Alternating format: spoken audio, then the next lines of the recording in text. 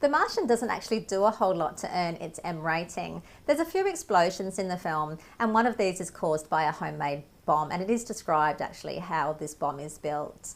During these explosions, people get thrown through the air, and in one scene a man is accidentally impaled by a flying object. This leads to the only scene of blood and gore in the film, when he later removes the object. So there's a bit of bleeding when that happens, and also, medical instrument is inserted into the skin, and he has a bit of a fish around to find the object which is hiding in there.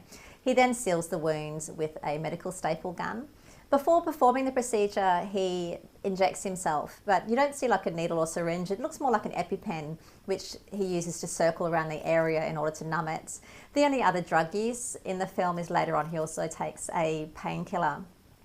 The only other scene you could possibly call violence is he receives some upsetting news, so punches the ceiling in anger and yells. And the only other blood in the film is that it looks like he has blood on his chin later on during one scene. And there's another scene where a woman bumps her face and she appears to have blood on her chin also.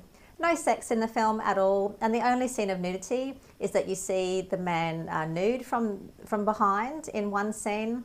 And it's really meant to indicate malnourishment and to show how worse for wear he is after his ordeal. It's not intended to be sexual in any way. You do see him shirtless in a few other scenes in the film as well. There's a little bit of swearing in the film. The F word is used a few times, as is the S word, and the A word is used once. You don't see any alcohol being consumed in the film, but you do see a man holding what appears to be a glass of spirits in one shot. The visuals in the film are quite breathtaking and wonderful to look at, like quite spectacular. Be aware that if you're prone to vertigo, and particularly if you're watching in 3D and on a quite large screen, there is one scene when the visuals are sped up a little bit, so that might be dizzying for some. Other than that, The Martian is quite an incredible film and does a really good job of adapting the novel by Andy Weir. The Martian is directed by Ridley Scott and stars Matt Damon as Mark Watney, as well as an international supporting cast led by Jessica Chastain. You can read my full breakdown of The Martian at cinemum.net.